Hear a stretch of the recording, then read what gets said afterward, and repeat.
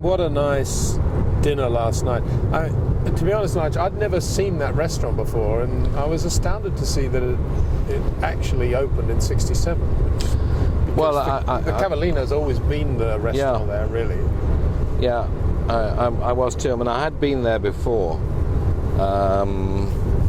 and it's curiously sited, isn't it? I mean, you know, it's sort of, you know, a very nice, beautiful restaurant, but sort of almost in the middle of a, you know, an industrial park.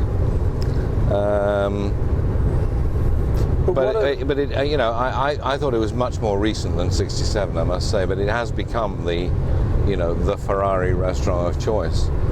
Yeah. You know, rather than the Cavallino.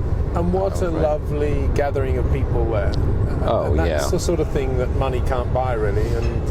And I say that metaphorically and to some extent realistically, because if it wasn't for Jonathan Jacobazzi, who's part of the Jacobazzi family, one of the long-term sponsors of Gilles Villeneuve, if it wasn't for Jonathan, that dinner wouldn't have happened. You know, to put it bluntly, I can't imagine Ferrari putting that on, for example. No, absolutely. And you know, by the same token, the same, you know, what we're going to see today, we weather providing, we hope we're going to see today.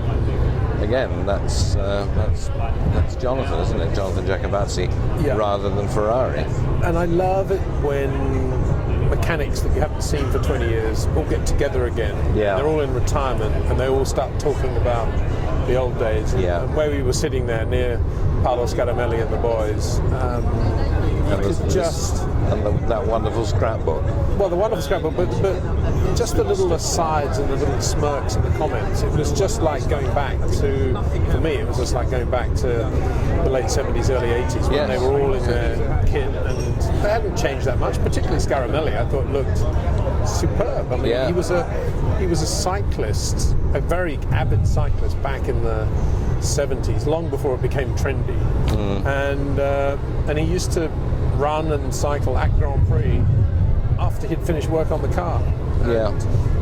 And he is a leader of men as well, and he was telling me how in semi-retirement he's also been working with Ferrari still on the test team there. So what a lovely guy, and you could, it wasn't devotion to Gilles, but you could just tell how much he loved Gilles when he met Joanne again for the first time, and it was the first time they'd seen one another for 20 odd years. That was very moving, I thought. I agree.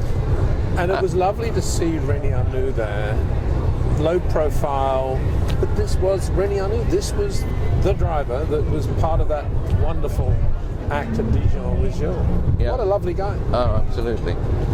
And you know, in the same way, it's nice to see Mauro Foglieri there as well, because it's I think, you know, Mauro did for a while come to Monza every year after he sort of retired from Formula One, but he hadn't been for a long time, so it was a delight to see him. But Arnoux, I think he's, well, we were saying last night, weren't we? He's just he was always a very simple, straightforward soul. I mean, he just loved being a Formula One driver. He didn't like all the glitz and the you know, the razzmatazz and the hangers-on and everything else. He just loved being a Grand Prix driver, and he fitted right in last night, didn't he? You didn't get any sense that, you know, we have a Grand Prix driver in our midst. He was just you know, one of the guys. Yeah, and interesting to chat to him about his life today. He owns, or he's invested in and owns and runs a company in Lausanne, Switzerland, which makes internals for mechanical watches, and his clients include Patek Philippe and Rolex. He's doing really well. Employs 120 odd people. Gets the train from Switzerland to France weekends sometimes, drives an Audi Q5 on the road, full of energy, hasn't got a moment to lose.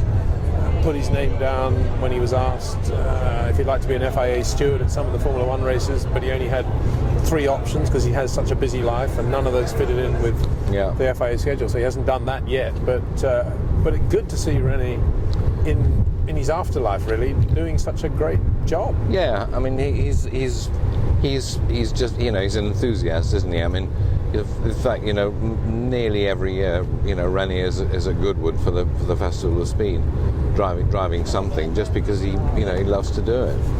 And I think it's also nice that there was a poll taken, wasn't there, to decide who should drive this Ferrari today, this Ferrari of Gilles. And I think Jean Alesi was on the list, and Jody Scheckter, and Patrick Tambay. But as far as I gather, René won it, by a landslide, because people that afternoon at Dijon, people have never forgotten. And you can see how comfortable Joanne and Melanie are with René in the car as well. Yes, absolutely. It's wet now, as you can see, and Rennie was saying that if it's wet, he's going to have to keep it in first and second gear, which is going to be a bit annoying. I'm not sure if they've got any wet tyres. If it was dry, it was going to be very interesting, but it is wet. Slicks on a greasy public road might be... Yeah, it's an A to B run. It's not a lap of anything together. No. And it's going to be a lot of fun, I think, to hear the flat 12 again being warmed up. And those Ferrari mechanics have a way of warming up an engine and tuning an engine that very different from any other breed, I think, particularly on a morning like this. And I just can't wait to hear it again, because it was such a wonderful. The sound of a flat 12 was, it